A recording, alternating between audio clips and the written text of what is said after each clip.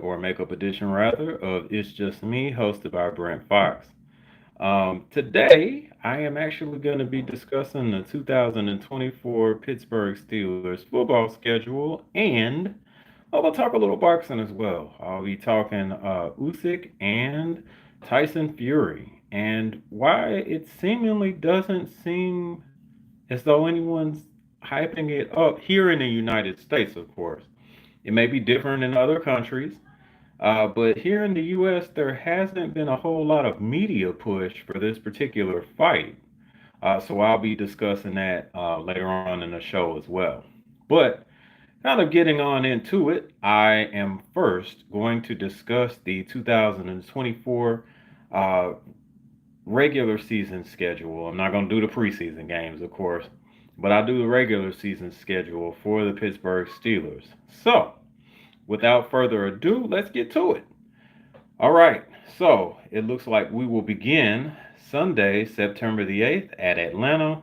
Looks like that we have a 1 o'clock slot there.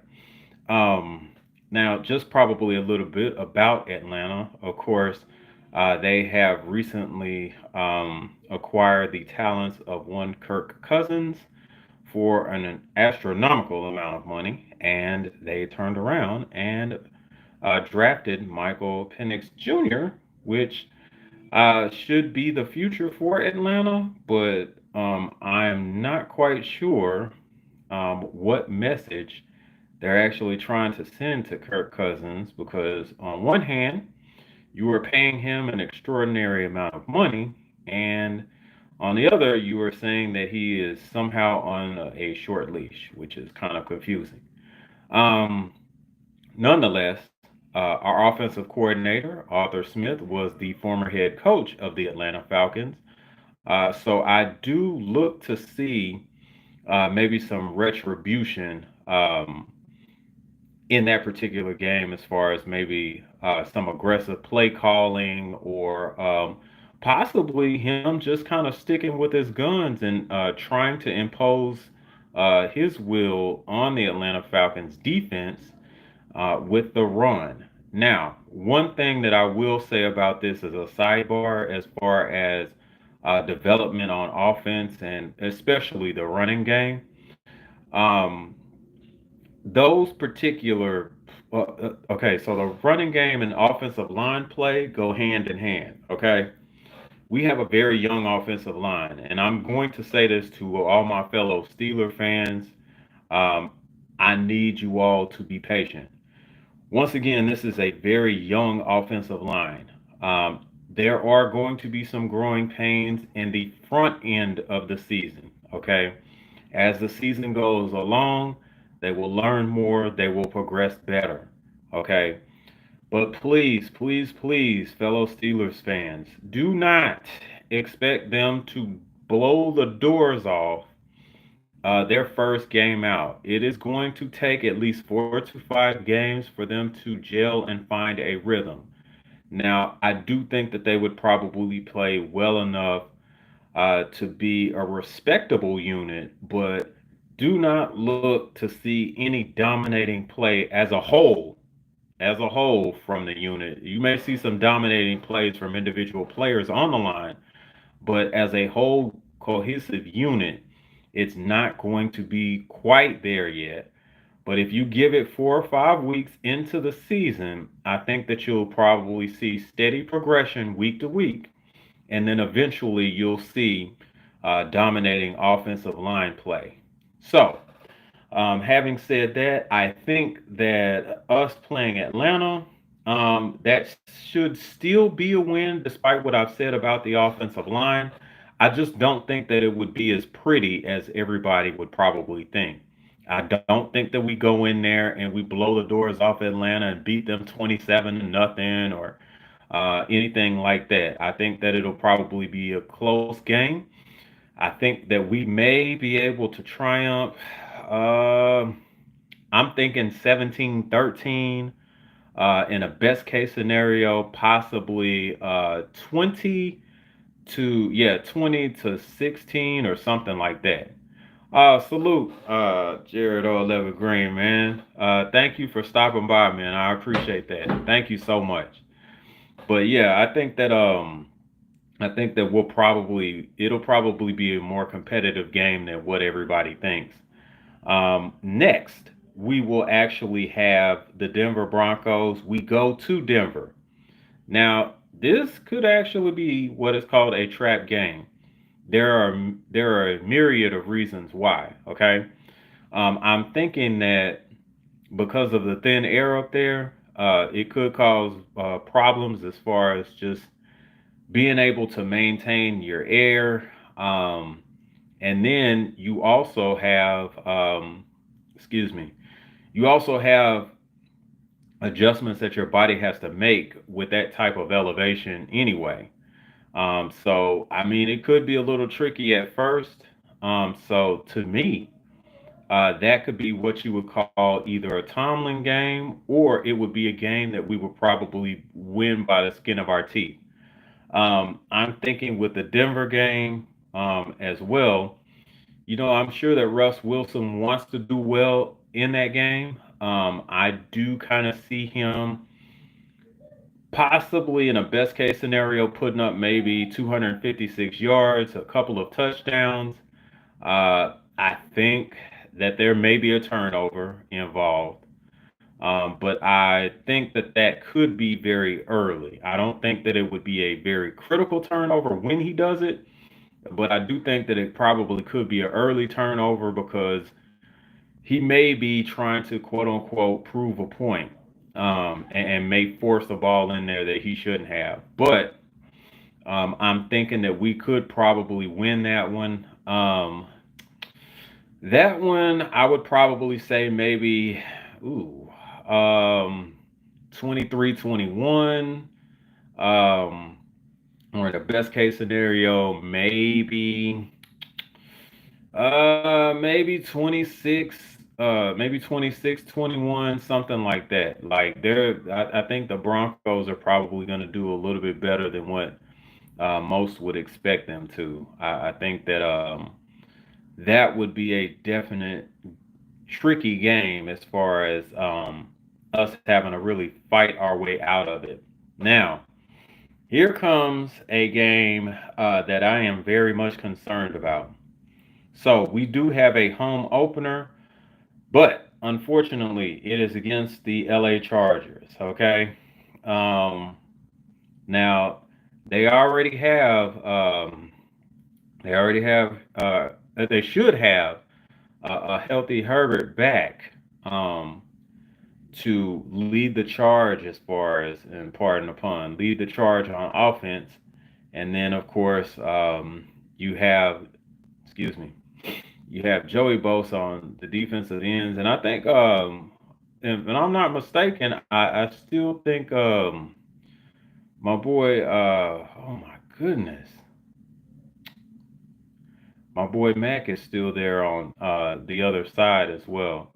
So I mean, it could be, it could be a bit trickier than what we think, and that I would say that we will probably have a difficult time in that game. I'm not going to concede and say that we actually lose that one, but we do play that game at 1 o'clock, so there could be a timing advantage that we could take advantage of. And what I mean by that is the West Coast is 3 hours behind Pittsburgh.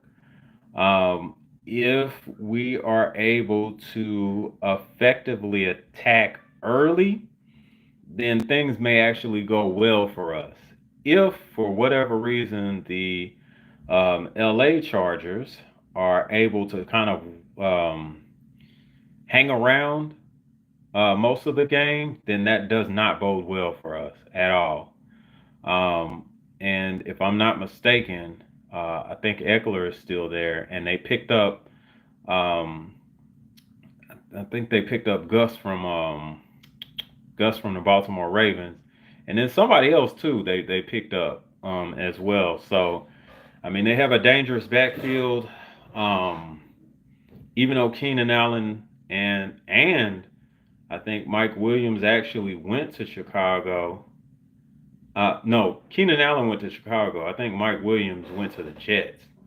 if I'm not mistaken. Um, but yeah, I still think that Justin Herbert make a would probably wind up still doing well despite two big targets actually being gone. Um, and like I said, Eckler is a dangerous threat, especially out of the backfield. Now, we've had our fair share of inconsistency stopping the run. There are games that we actually wind up doing very well. There are games that we do very poorly. With Eckler, you could get it either way.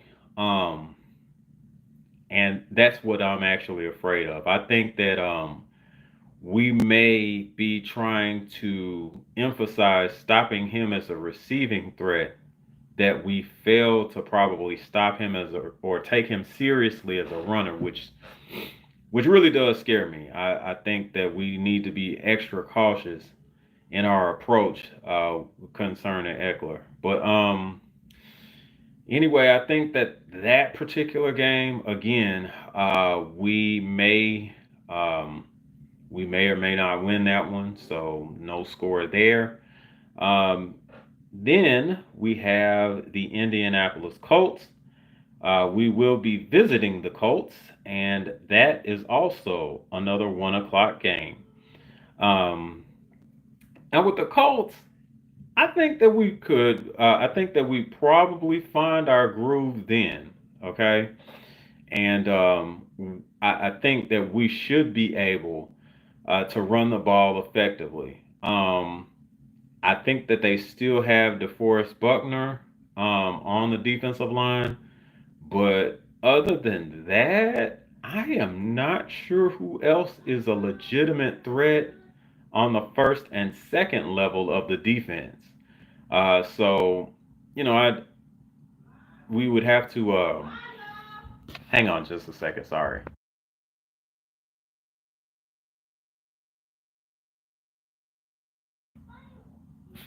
All right. Sorry, y'all. Okay. But yeah, I don't see anybody. And I could be dead wrong, but I don't think there's anyone on the first and second level for the Indianapolis Colts besides DeForest Buckner that I would be legitimately worried about. Um, Now, this could be a sound bite that comes back to actually bite me once the game happens. But for right now, speaking May 17th of 2024, I just do not see um, a big threat on that first or second level for their defense. Um, which I think that we probably are able to pull away and get a victory. I I'm thinking we wind up winning that game. Uh, I think um I think 27-17 in a best case scenario, but I am also thinking I would say 27 to possibly 20 um in a more realistic case. You never know. Now, the game that I actually have circled on my calendar, which I'm going to do everything I can to physically be there for this particular game. So, there is a home game for the Pittsburgh Steelers, and they play the infamous Dallas Cowboys, or who I'd like to call the Dallas Fuckboys. Um, It is a looks like it's scheduled to be an 8:20 game, which is 7:20 Central Standard Time here, and that will take place October the 6th on Sunday night. Again, I'm gonna try to see if I could do any and everything in my power to make that game. That will be my first game in Pittsburgh to witness them play the Cowboys. Now, when they come down here to play the Cowboys, I've been able to attend and watch those games, but I have never been up to Pittsburgh to watch a game, and I've been a fan for this will now be 30 years. So a good portion of my life I've been a fan, and I have not been able to go to Pittsburgh. So I think that that would be a monumental thing. Um, Again, I'm gonna try to find a way to get that done. Having said that, since I obviously do not like the Dallas Cowboys, um, I would say that we would probably win, but I think that it would be a very ugly win. Ugh. Um, with that type of offense, I'm still thinking that Russell Wilson will still be a starter. That type of offense, I think that we probably win 23-20. Um, it is not going to be an easy game by any stretch of the imagination.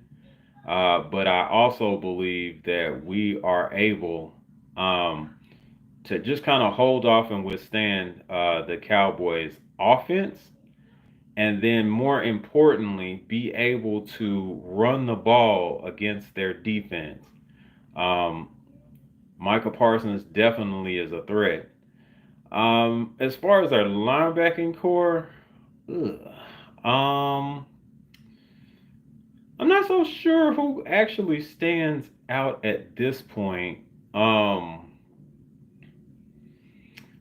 and yeah, I don't see who actually stands out at this point. But then again, I have not been keeping up with a roster for the Dallas Cowboys, and that's a shame because I do live in Dallas, but I'm a Steelers fan through and through. I haven't really given much concern. Now there are some very special exceptions as far as players um, that I probably would be able to hold in high regard or revere. But nah, um, I don't think anybody on Dallas's second level as far as the line would be a legitimate threat to like have. And I think that we probably have some pretty big plays due to play action. I think that they'll suck in once we've established the running game, which I know that we will. Um, and then once they actually suck in, I do see us actually making a big play off of play action. And I think that the defense hangs on just enough to squeak it out. So I think, yeah, 23-20 is probably logical for that game. I do think that it would be a very exciting game. But yeah, I know that we'll pull that one off. I don't think that we'll be losing to Dallas at home like we did in 2016. All right. So after the Dallas game, we have the Las Vegas Raiders. So we have to go to Las Vegas and play them, which can be tricky. But I do actually see us being able to win pretty convincingly against the Raiders. I got 27-17 at best for the Raiders. I think that it could probably be a bit worse. Um, I honestly do. They did not do anything about their quarterback situation. And as good as Max Crosby is on defense, if you have him out there all day trying to stop runs, it's going to be a long day. And eventually, anyone will kind of get tired of that. So, I think that that may actually wind up breaking the game open. I see us not being wildly successful with the run initially. I think that they do initially put up a great effort to stop the run, but as the game goes on and the and the chains just kind of keep moving along and the defense is still out there, I do look for something as far as a long run to kind of break out, possibly maybe in the middle of the third quarter, and then I think that's when it actually just starts pulling away from them. But I think that initially the Raiders do put up a good fight. They surprise a lot of people initially, And then as the game kind of wears on and we're able to establish the run a lot better, um, they're eventually gonna, succumb to the body blows, and I think that's when we actually just start pulling away. So we actually have the New York Jets um, on a primetime game, and that is also Sunday night, October the 20th. Now, with the Jets, I think with a healthy Aaron Rodgers, um, and then you have my boy Garrett Wilson, and who I'm deathly afraid of, Brees Hall.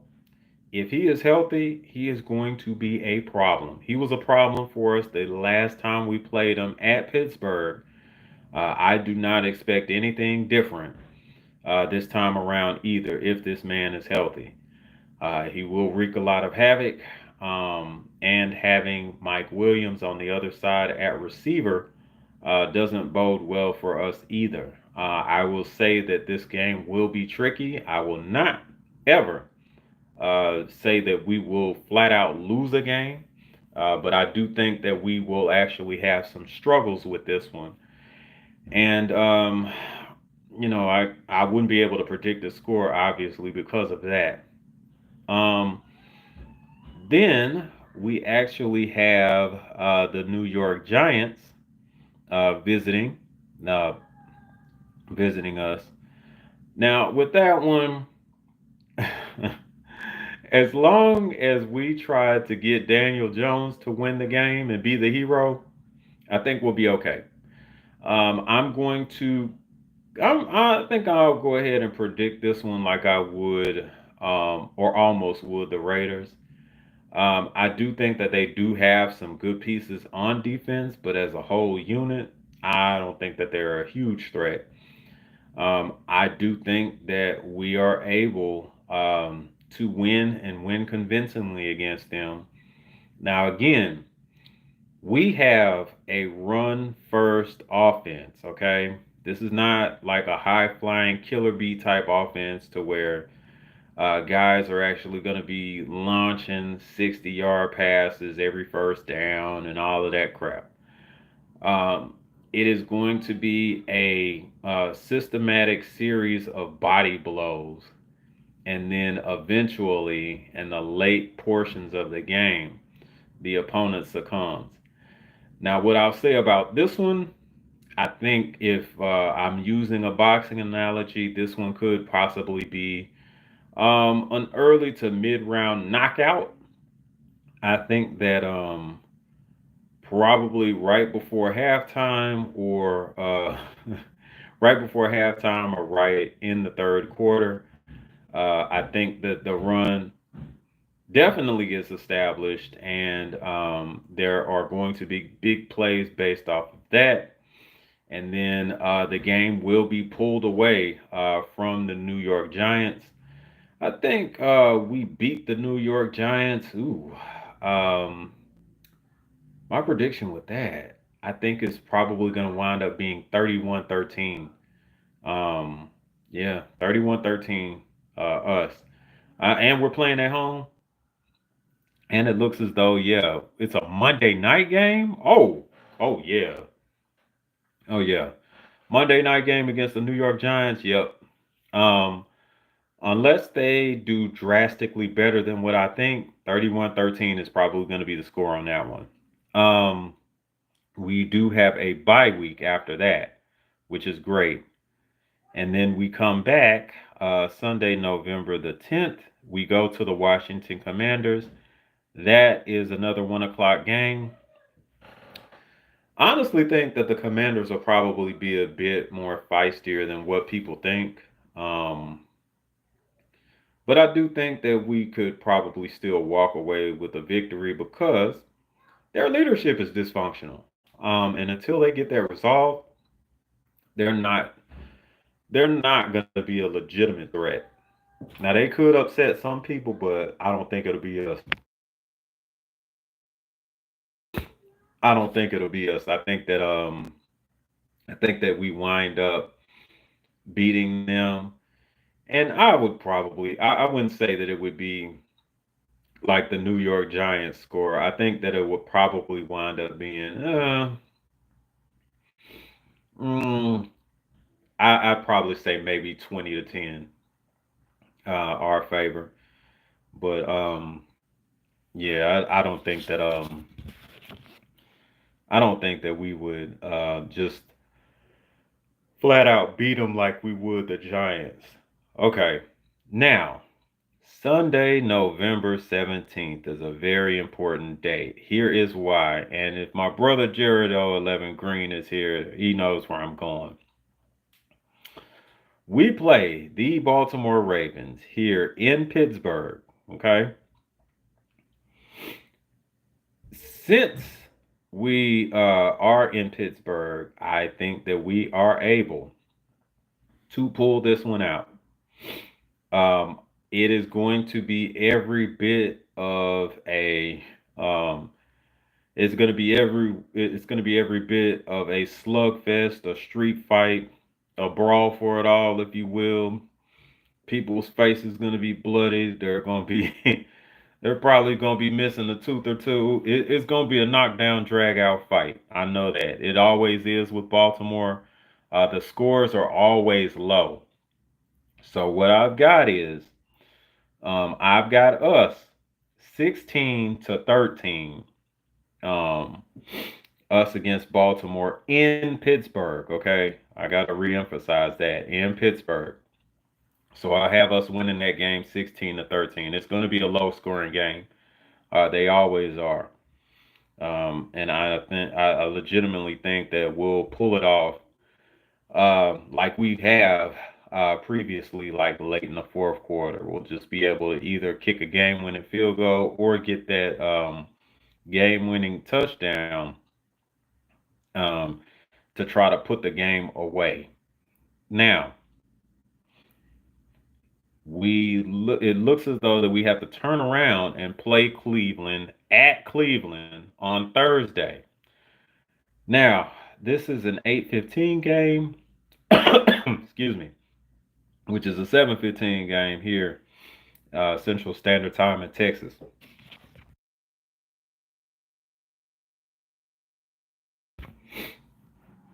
Um, Now with this Cleveland game, since we're playing at Cleveland, and it is a very short week, and it's a divisional opponent, I I think that this game is probably going to be a lot more of a struggle than we think. Okay. Once again, I'm never going to concede to us actually losing a game, but I think this game is going to be very tough. I probably not going to be able to give a score on this one because it's going to be that tough. Um, and especially on a short week. I mean, it's a division game on a short week. That does not bode well. Okay, and we've actually had recently our fair share of struggles with Cleveland as well. So we turn around and in 10 days have to play the Cincinnati Bengals. That is another 1 o'clock game. We wind up playing them at Cincinnati as well. Okay.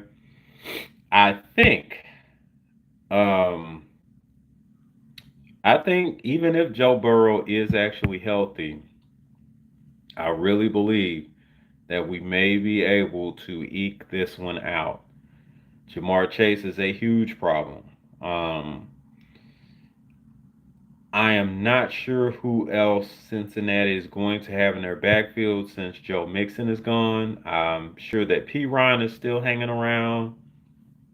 Um, but I did not see anyone of significance get picked up as far as a running back for Cincinnati. And excuse me, I think Joe Mixon serves more of an important role than what people are actually thinking.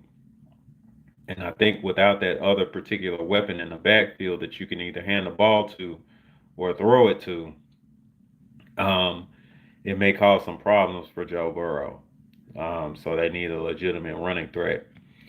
What I'll say is this game may actually wind up being close as well. Could we could struggle, but I do think that we may actually still win this one. Um, and I think it's just due to Cincinnati's defense being unable to stop us. So it is going to turn into somewhat of a track meet, and I think that by then we may be able to have been able to establish a good play action and just a general, excuse me, mid-range pass game as well. I think that we are able to pull this one off. Um, I'm thinking more along the realms of probably 20 to 17 is what I'm thinking. 20 to 17 on this one. And then right after that, we have the Cleveland Browns. It is a 1 p.m. It's a 1 p.m. game, Sunday, December the 8th, and they will be playing us here in Pittsburgh. Now, excuse me, I'm sorry. Now, I do think that we actually wind up winning this one. Um, I don't think that we'll blow them out or anything. That's not what I'm thinking by any stretch of the imagination, but I do think that we do beat them by a touchdown. So, having said that, excuse me, I think we wind up beating them. I would say 27 to 20 is more, yeah, it's more along the lines of realistic score. Um, Now we have Philadelphia. Excuse me.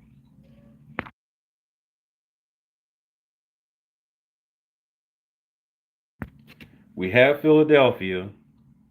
Um, Sunday, December the 15th. This looks like a 4:25 p.m. game, which is 3:25 here in Texas. Um, this game is going to be a very, very difficult game. Um, to be quite honest with you, yeah, this is going to be tough. Once again, never going to concede to actually losing, but it's going to be tough. Y'all excuse me for a second, okay?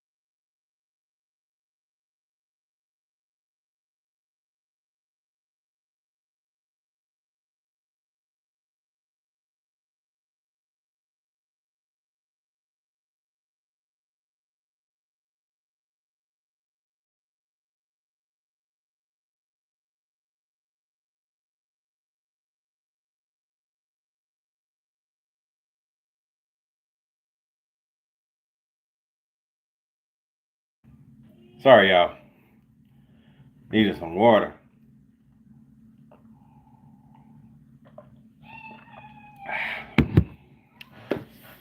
All right. So getting back to it. Um, Once again with Philadelphia. Whew. I am not going to concede to losing. That is a very tough game. Very tough. Um, yeah, that one's gonna be a struggle. So I wouldn't be able to give a score on that one. Um, you have Jalen Hurts and now Saquon Barkley. Ooh,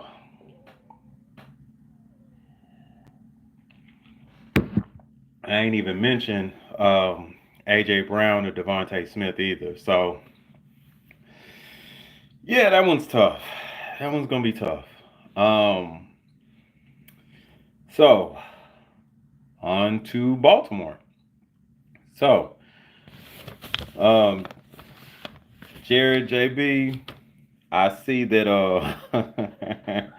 I see that we have to play y'all right after we play Philadelphia, and we got to play y'all in Baltimore on a Saturday.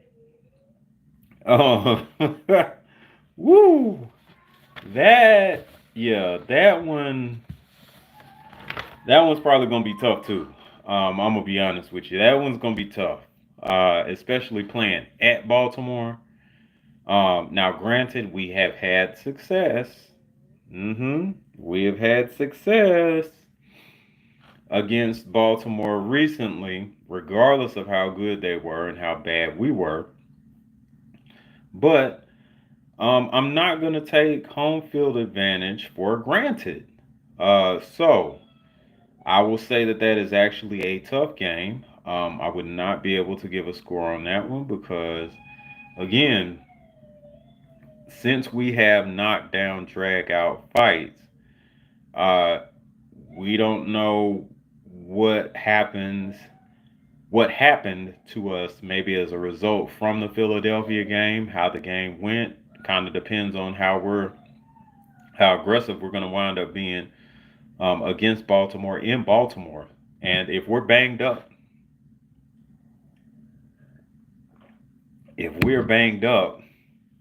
that could spell a lot of trouble for us. A lot of trouble. I do respect Baltimore as an adversary, so I would give them that much. Like if anything's hurting on us at all, they gonna finish us off, man. So that would be a tough one to actually put a score on. I think that would be a very difficult game. Speaking of very difficult games, we have one on Christmas, which I just, yeah, I'm kind of in disbelief about that one.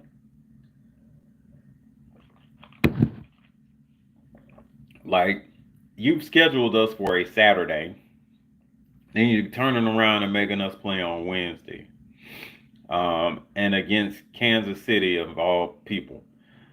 Now, granted, we do have a home field advantage. The Chiefs got to come to us. Um, Jeez Louise, they're the Super Bowl champions for they're the back-to-back defending Super Bowl champions for a reason. I think that it is going to be extremely difficult, regardless of the setting, to try to get Pat Mahomes off his rhythm.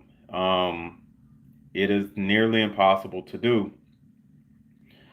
Um, I am hoping that there is some type of Christmas miracle that causes us to kind of disrupt what Patty Mahomes is doing and cause them to try to rely on the run. And then once we are able to stop the run, we pretty much leave them like they were probably mid-season last season where they were struggling.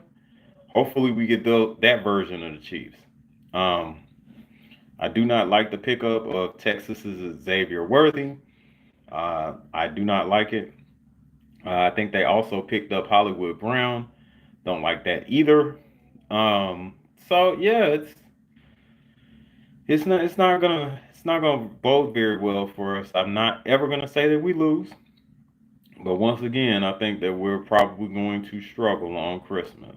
Um, yeah, unless there's some other Christmas miracle that happens and we're able to pull this out. It's going to be a struggle. Now, The last game of the regular season is against the Cincinnati Bengals. Now, luckily for us, it is a home game. So, if we're playing the Cincinnati Bengals at home, usually we will win that game. I do not think that that will be any different. So, since it's a division game, I think that it's still going to be tough. But I think a score like 27-23 is probably what I'm thinking as far as us playing them. I think we'll win 27-23. I think by then we would have established a very good running game. The um, offensive line is cohesive. They're working as a unit, and hopefully by then we are ready to make a playoff appearance again. I, what?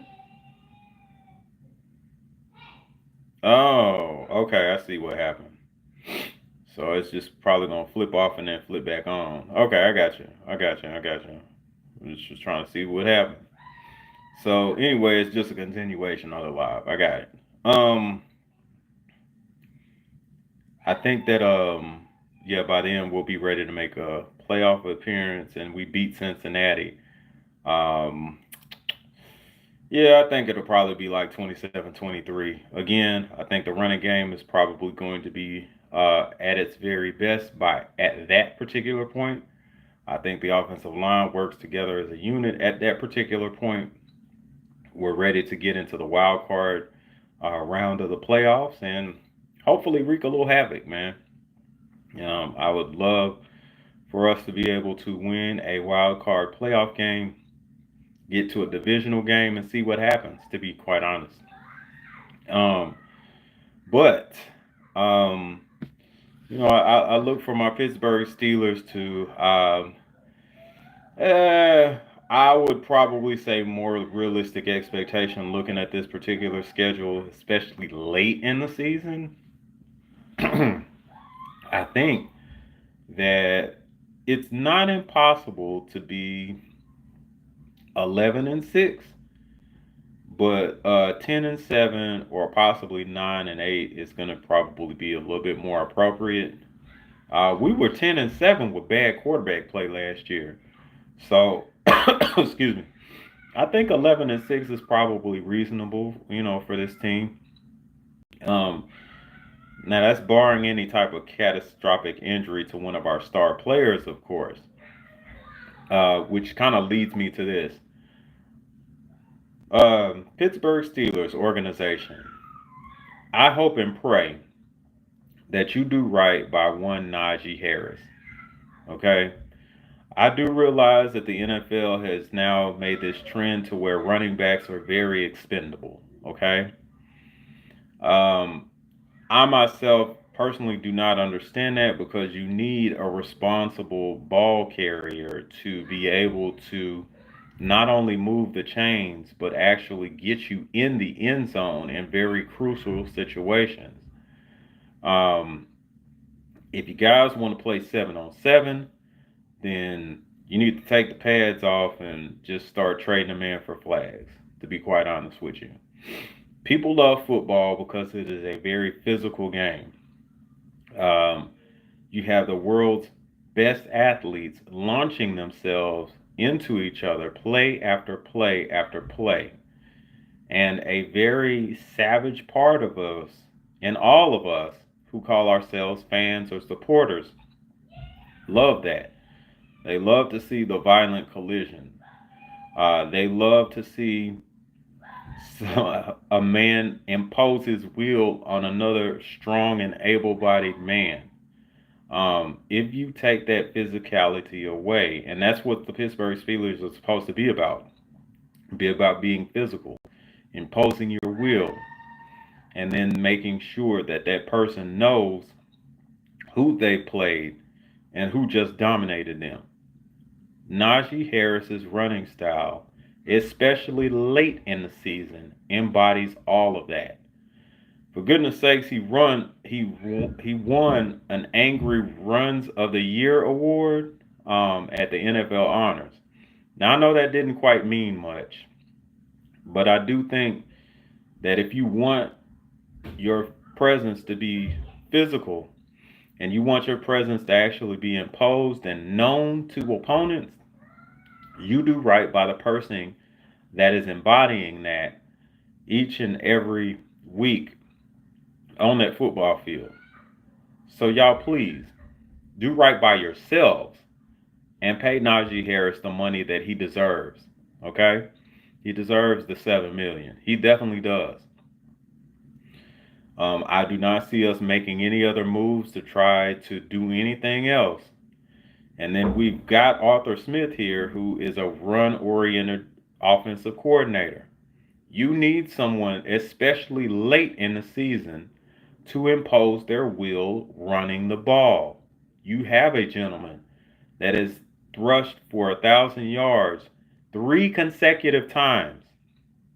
There's not another active running back that has actually done that in their first 3 career years. So, please, I urge you, Pittsburgh Steelers, to pay this man the money that he deserves, or else we are definitely going to regret it. What's up, Calais Red? Oh man, thank you for stopping by, brother. Man, thank you. Just talking about my boy Najee Harris imposing his will on people, man. Hopefully your girls impose their will on their opponents this weekend, brother. Um, but yeah, man, thank you, man. Great to see you. Appreciate you stopping by. Um, but yeah, moving on to boxing, since we are visited by Supreme Beast Boxing Talk. Uh, y'all please catch them, I think, on Mondays and Fridays. Usually it's around 3:30 p.m. Central Standard Time. Um, Now, the fight that everyone should be talking about, but no one in America is really, or no, or the United States rather, is really pushing hard on, and that is the Tyson Fury versus Alexander Usyk fight. I am very curious and confused as to why no one seems to be pushing this fight. Like, I have not seen any mainstream media outlets advertise the fight. I've seen, I think I may have seen one commercial on ESPN, but there's not been a heavy push for this particular fight. You know, there are two, there are two European champions, fighting for all of the belts. I would think that, I would think that, this would be white supremacist heaven. Like, you got two white guys get ready to fight for all the belts. And, as many Trump supporters and we do the white thing, the right thing in the United States of America, no one is really pushing this fight like, it's a once in a lifetime type of event. I'm very shocked and appalled. I thought that you guys would do better than this. You guys have two white champions fighting for all the belts, and there's barely any articles about this going on in the United States, of course. Um, but wow, I would think in the age of open white supremacy that, hey, these that these folks would get behind it. Well, you know what? Maybe the kicker for Kansas City, Buckner, yeah, maybe he's having an all white fight party or something like that. Um, maybe he's doing that. He's having an all white fight party. If you're black, stay back. Um, I would think that he would have an all white fight party, man. Come on. Nobody's talking about this. Like, no main media outlets talking about this. You know what's messed up? I don't even think Joe Rogan is actually pushing this at all. Like, I know UFC is his thing and it's been his baby for over 20 years. But come on, man. Like, you got two white guys fighting for all the belts and nobody's really just pushing this? Like, what? I'm disappointed. I am so disappointed. I mean, I thought that you racists would be all over this. Like, yes, we finally got our chance. We're going to show you jigaboos who's boss. We really are. We got the two biggest, baddest white boys on the planet, and they're going to fight for all of these belts. Nobody is pushing that. Trump ain't even said shit about this. Like, I'm disappointed. I'm really damn disappointed, y'all. These are actually two very good fighters. And, maybe it's not my place to say because I'm black. But I would think that y'all would get behind this a little bit more. Like, where the MAGA boys at? And, I mean, the Proud Boys and the MAGA team and Team MAGA and all of that. Where y'all at? I mean, Colby Covington hadn't said shit about this. Now I know he in the UFC, but this is the fight for white supremacy in boxing. Like, come on, get behind this.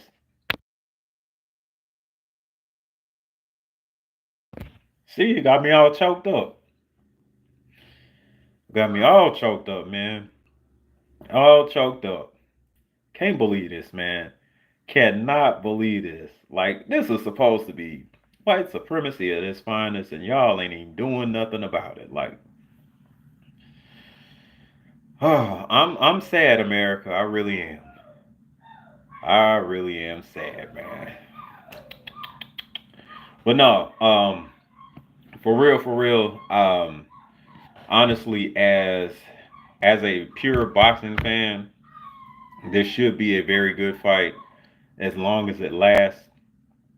Um, of course, I do have Tyson Fury favored to win. I think that since he takes this fight seriously, he'll make sure that Usyk keeps his distance. Fury is actually very agile, and excuse me, he's also a reasonably strong puncher. So I think that he has enough power to kind of keep Usyk honest, and I think that he probably winds up outpointing Usyk. I don't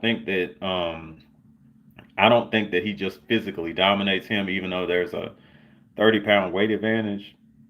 I don't think that I don't think that Fury is going to try to give him the quote unquote Deontay Wilder treatment where he just kind of just leans and lays on him and uses his weight. I think that he just kind of keeps Usyk back. Now, I think that there could be a point where if Fury is having trouble outboxing Usyk, then yes, he'll resort to actually using his weight and trying to lean and lay on Usyk, and that may be effective to some degree, but I don't see Usyk at what is it, 232 pounds, just really succumbing to that badly. Um, but I do think that Tyson Fury has enough to kind of keep him honest as far as power, and he obviously has a height reach advantage, which I know that he'll take advantage of. And I think that he wins all the belts. And unfortunately, uh, for us Wilder fans, I think Fury actually winds up retiring, um, and quote unquote goes out on top. And he pretty much goes back to snorting cocaine and doing whatever self destructive behavior he's doing. He did before, Wilder picked him up. So there you have it.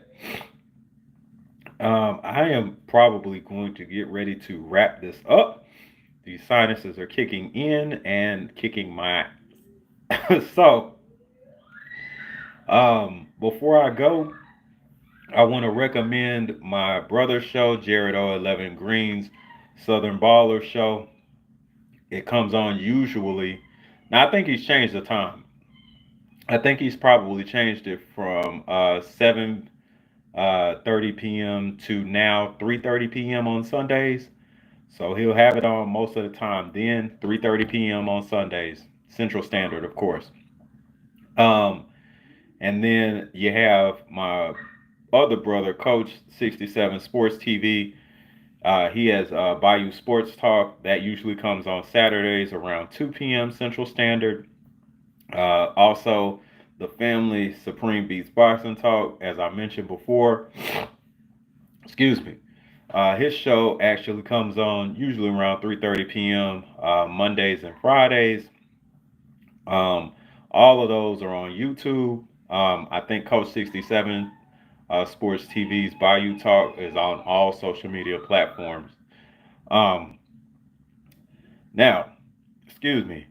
Of course, it's just me, hosted by Brent Foxx. My show usually is supposed to come on Thursdays. There are two time slots. If they're pre-recorded, then I'll probably have them rolling out by 6. If not, then it's probably going to be closer to 9:30 or 10 p.m. In the evening. But thank you all so much for tuning in, and I will see you guys next time.